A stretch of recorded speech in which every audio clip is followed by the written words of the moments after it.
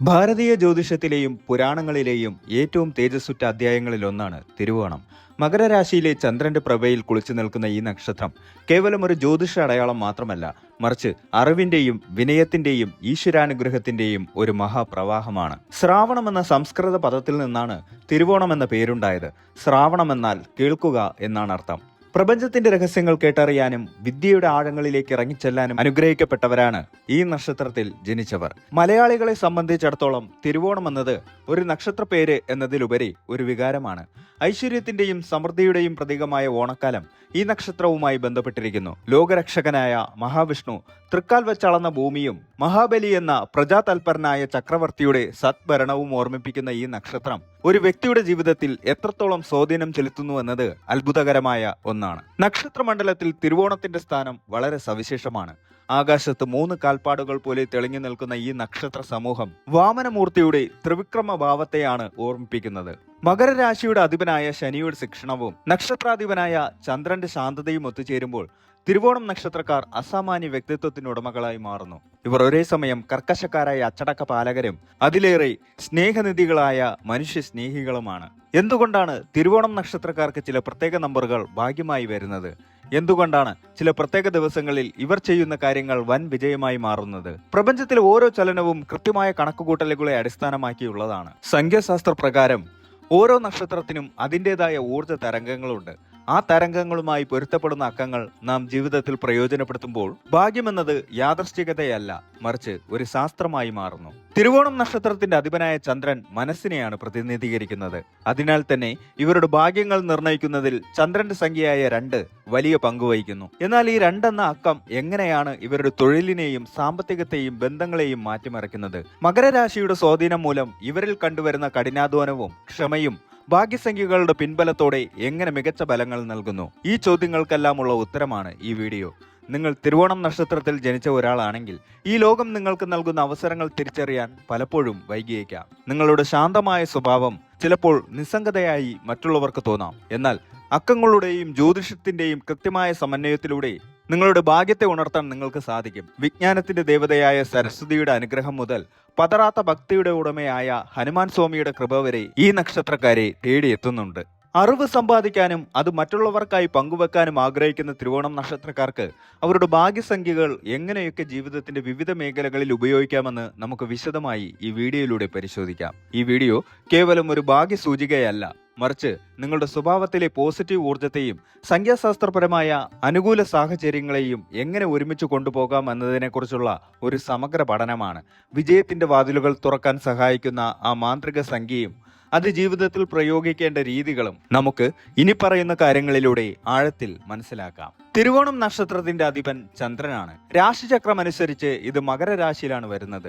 മകരരാശിയുടെ അധിപൻ ശനിയാണ്. അതിനാൽ തന്നെ ചന്ദ്രന്റെ സൗമ്യതയും ശനിയുടെ അച്ചടക്കവും ഒത്തുചേരുന്ന ഒരു പ്രത്യേക സ്വഭാവ ഘടനയാണ് തിരുവോണം നക്ഷത്രക്കാർക്കുള്ളത്. ഈ നക്ഷത്രത്തിന്റെ ചിഹ്നം 3 കാൽപ്പാടുകൾ അല്ലെങ്കിൽ ചെവിയാണ്. കേൾക്കുക എന്നതിൽ നിന്നാണ് ഈ പേര് വന്നത്.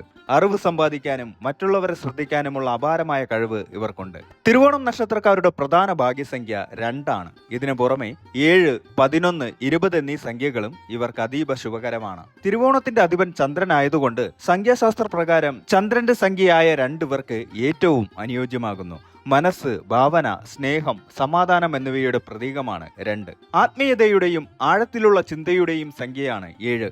തിരുവോണം നക്ഷത്രക്കാർ പൊതുവെ വിജ്ഞാനദാഹികളായതിനാൽ 7 എന്ന സംഖ്യ അവരുടെ ഭൗതിക വളർച്ചയ്ക്ക് സഹായിക്കുന്നു. തിരുവോണം നക്ഷത്രക്കാരുടെ സ്വഭാവത്തെ ഭാഗ്യസംഖ്യയായ 2ന്റെ അടിസ്ഥാനത്തിൽ വിശകലനം ചെയ്യുമ്പോൾ സംഖ്യ 2 സൂചിപ്പിക്കുന്നത് ഇരട്ട സ്വഭാവമല്ല, മറിച്ച് മറ്റൊരാളെ ഉൾക്കൊള്ളാനുള്ള മനസ്സിനെയാണ്. തിരുവോണം നക്ഷത്രക്കാർ നല്ല കേൾവിക്കാരാണ്. മറ്റുള്ളവരുടെ പ്രശ്നങ്ങൾ ക്ഷമയോടെ കേൾക്കാനും ഉചിതമായ ഉപദേശം നൽകാനും ഇവർക്ക് കഴിയും. സരസ്വതി ദേവിയുടെ അനുഗ്രഹമുള്ള നക്ഷത്രമാണിത്. പഠനകാര്യങ്ങളിൽ ഇവർ എപ്പോഴും മുൻപന്തിയിലായിരിക്കും. ഭാഗ്യസംഖ്യയായ 2 ഇവരുടെ ഏകാഗ്രത വർദ്ധിപ്പിക്കുന്നു. മകരരാശിയിൽ വരുന്നതിനാൽ ശനിയുടെ സ്വാധീനം മൂലം ഇവർ കൃത്യനിഷ്ഠയുള്ളവരായിരിക്കും.